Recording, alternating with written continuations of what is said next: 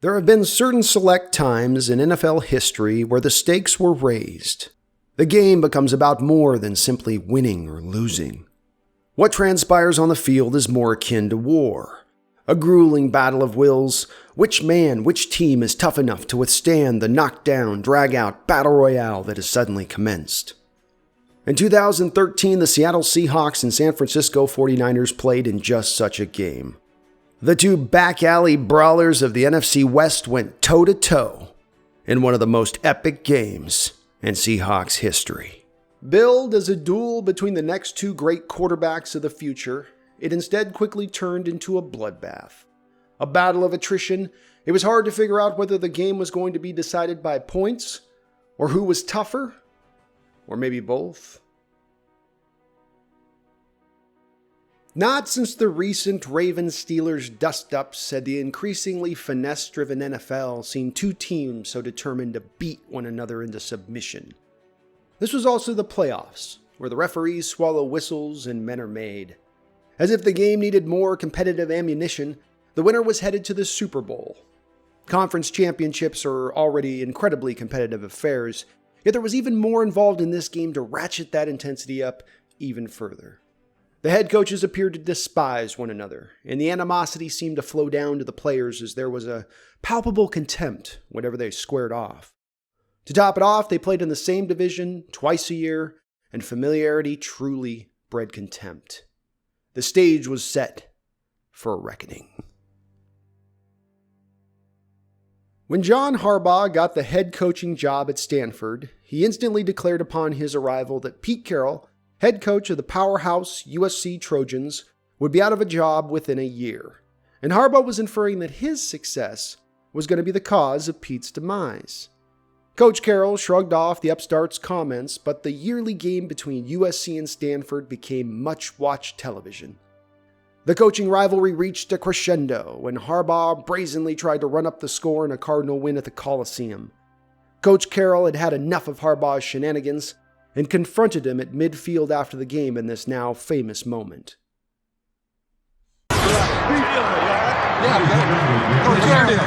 The coaching rivalry died down when Carroll decided to return to the pro ranks as head coach of the Seahawks, but then Jim Harbaugh was not far behind him, as a year later he took a head coaching position with the 49ers.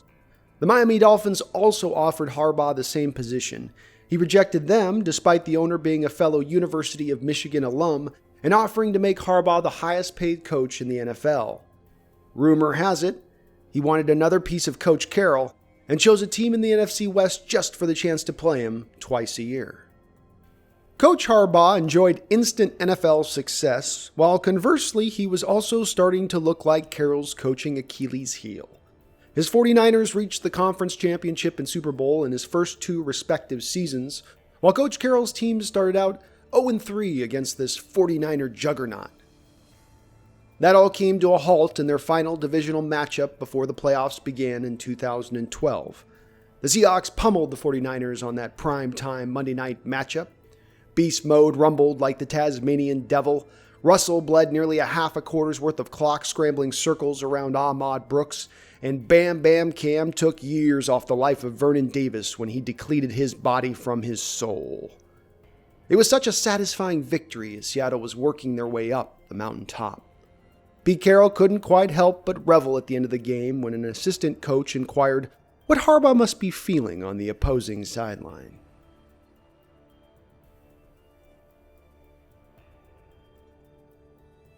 In the playoffs that season, the Seahawks just missed playing the 49ers again. They came up a field goal short against the Falcons from heading to San Francisco for a chance to go to the Super Bowl. The 49ers went instead, but the next season it was crystal clear which two teams were the true titans of the NFC. Aaron Rodgers was in his prime, and the Green Bay Packers were good, but their defense had no answer for Colin Kaepernick. The New Orleans Saints were in cap hell with Drew Brees' contract, and the NFC East was overall mediocre at the time. The 49ers loomed alone as the Seahawks' toughest test to reach the Super Bowl. The season played out as seemed destined. In their first two regular season matchups, the Seahawks beat the 49ers at home, and then later in the season, the 49ers won in San Francisco. Come playoff time, The predetermined path that set these two teams on a trajectory for the ultimate showdown became a reality, as the Seahawks dispatched the Saints after their first-round bye, while the 49ers went on the road to take care of the Packers in frigid temperatures, and then the week after that they easily handled the Panthers. The inevitable had arrived. Before the game began, Seahawks owner Paul Allen raised the 12th man flag, sending goosebumps through the crowd. This man not only saved the Seahawks from being stolen to Los Angeles, but above and beyond that, he committed to building a winner and had the Seahawks fans this close to a championship. They cheered their undying gratitude as Allen ran that cherished flag up the pole. After all the build-up and anticipation, it was going down. Russell Wilson looked ready, the line looked ready, beast mode was strutting. But the 49ers were primed too, and on the very first offensive play of the game, Russell Wilson fumbled the ball to Aldon Smith. The stomach of every Seahawk fan dropped. This was going to be a tight game, every possession counted, and Wilson just gave one away. The 49ers came onto the field for the first time in a position to strike, but this was the vaunted Seahawk defense of 2013, considered by some one of the top 3 defenses of the last 50 years. The 49ers were quickly 3 plays and out, though they did secure the game's first 3 points. After the ensuing kickoff, the Seahawks continued to try and run the ball to no success in the game's first punt. The 49ers hadn't allowed a 100-yard rusher in 22 games. They had 2 of the best inside linebackers in football, in Patrick Willis and Navarro Bowman, with the unmovable Justin Smith always holding up blockers for them to run free. The 49ers got the ball back, and as if accepting they could neither run or pass against Seattle, unveiled their new plan of attack.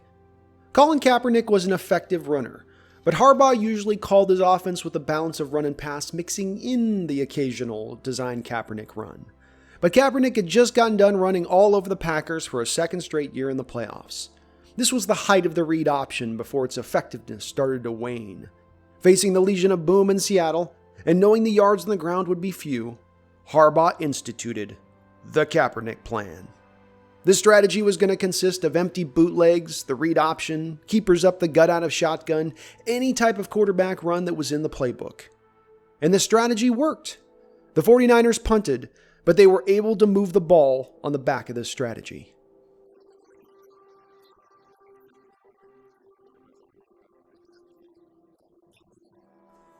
Not too many men had the guts to talk smack to Marshawn Lynch on the football field.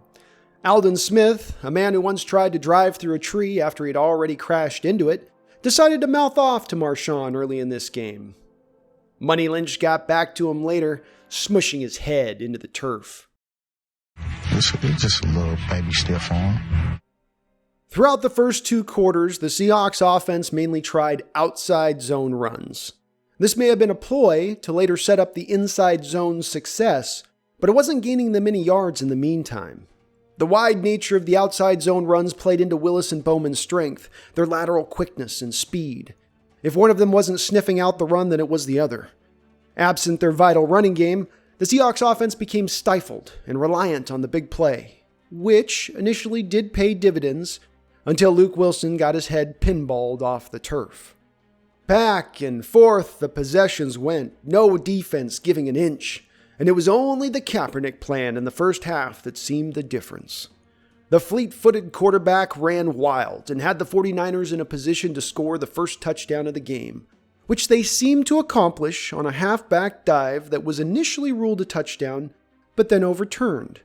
This made little difference on the scoreboard as the 49ers were able to score on the next play, but San Francisco suffered a huge loss when Pro Bowl guard Mike Iupati broke his ankle in the scrum.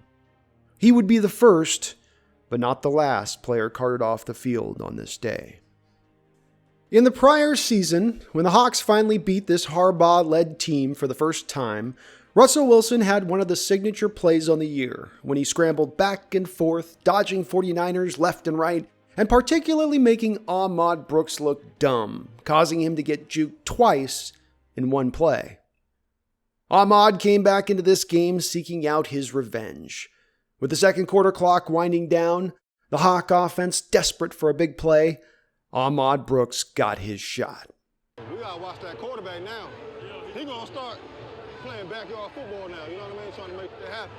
They gonna start pulling everything out the bag now, man. Right after the snap, Russell went into his maniacal Fran Tarkenton 2.0 reboot. Brooks waited patiently on his block and approached slowly, under control. And when Russell let her rip, the outside linebacker unloaded on him. Doug Baldwin's innate ability to break off his route at just the right moment during Wilson's scrambles was always supremely underrated. Doug saw an opening in the 49ers coverage and broke deep. Like everyone on this day, he paid a stiff price for the catch, but the Seahawks got the shot in the arm they desperately needed. The Hawks defense returned to the field with their swagger back and started laying the lumber. Quickly, they got the ball back to the offense. Offensive coordinator Coach Bevel, with help from Tom Cable, continued to stick to the outside zone runs to no avail. Finally, the coaches seemed to adjust or unveil the second phase of their offensive game plan because they changed to hammering the inside zone runs instead, and there were yards to be found. Hey, I think running right at him is the best thing to do. 14, 15, run right at him, run right by him. They can't keep up with you. 8-6, Z pivot, on one right, 3. Go get him, Marshawn. The Seahawks were unable to score at the half, but they stayed faithful to the inside runs, and the dividends compounded when in the third quarter, Marshawn Lynch pulled off his Karate Kid kick 40-yard rumble to pay dirt. 3 tight end sets with an eligible offensive tackle as the third tight end have become a staple formation for Coach Carroll's offenses. It's big man bully ball as the Hawks send a wall of humanity at the opposition. If blocked right and aided by a runner who can break tackles at the second level, the formation has become formidable.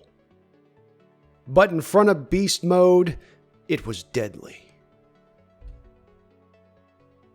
The score was tied. These teams were just so evenly matched, so familiar with each other. It felt like the game wasn't going to be decided by points, but inches. And this became the literal truth. The 49ers got the ball back and went right back to the Kaepernick Plan, running an empty bootleg with Frank Gore as Collins' lead blocker. Again, it continued to work. Kaepernick got the 49ers right up the field and then made one of the more unusual, spectacular, funky passes you will ever see, throwing a ball with his shoulders faced forward while he leapt off his front foot. Somehow he got just enough juice on the ball to whip it past the outstretched fingers of Earl Thomas. It felt like the pendulum of momentum had swung back in the 49ers' favor. But as before, when the Hawks needed a big play earlier, Doug Baldwin answered the call. Forced into kick return duties because of injuries, Doug returned the next kickoff deep into 49er territory. While all they could manage was a field goal for Doug's troubles, the play and points seemed to neutralize that budding 49er momentum. In that same game from the prior year where Russell broke Ahmad Brooks' ankles twice in one play, Cam Chancellor executed the perfect, cleanest, modern-day knockout blow you will ever see. He takes his head out of the hit, shoulder pad to chest, and Vernon Davis's day was done. On a crossing route in the third quarter, Vernon again ran into Cam, and one doesn't even need to ask the man if he still feels it somewhere in his bones. To this day, Vernon keeps a 20-yard distance from Cam at all times. After another defensive stop, the Hawks offense got the ball back. They were able to do little but set up Stephen Hauschka for a 53-yard field goal attempt. Now, Hausch Money had skills as a kicker, but hitting 50-yard field goals was not one of them. He took one look at the kick's distance and it appeared the blood drained out of his face. Confusion broke out on the Seahawks sideline, and Coach Carroll called a last-second timeout.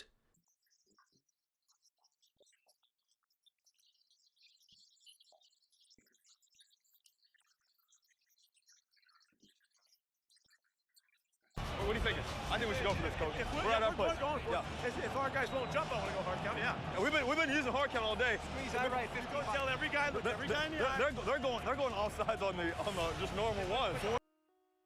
After the break, Russell and the offense returned to the field for a fourth down attempt. We'll never know if they actually planned on running a play or if they were just trying to draw the 49ers off sides, but it worked regardless, and after a day of earning every yard they got, the offense had a free play to burn. Needing only 7 yards for a first down, the always ballsy Coach Bevel called a play that had all the receivers running go routes. Russell threw the pass so well, either Doug Baldwin or Jermaine Kearse could have caught it, and both nearly collided as the ball came down. Kearse made the cradling catch, and Seattle took the lead for the first time. The Seahawks defense played stellar throughout this game. There were no weak links.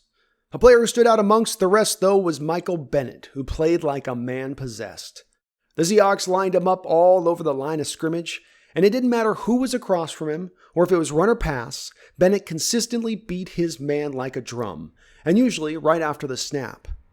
The 49ers became so flummoxed by how to block him that by the fourth quarter they were nearly doubling him on every play. On great teams, there always seems to be a staple formation, a personnel grouping that can get a stop or score when you absolutely need it. In the early 90s, the Redskins dominated with their jumbo package, and in the early 2000s, the Rams' greatest show on turf had nearly unstoppable 3 wide receiver sets that turned games into track meets. The Seahawks had their own piece de resistance when it came to their Legion of Boom. Coach Carroll called it the NASCAR package, and it was more about personnel rather than coverage or scheme. Run from out of a nickel or dime package, NASCAR employed Cliff Averill at left end, Chris Clemens rushing from the blind right side, and Michael Bennett and Clint McDonald at defensive tackle. On early downs, Red Bryant, Brandon Mabane, and Tony McDaniel were on the field to explicitly stop the run. In NASCAR, Seattle essentially ignored the run, employing 2 3-tech pass rushing defensive tackles. This was even more enhanced by Michael Bennett lining up wide, just to the inside shoulder of Averill.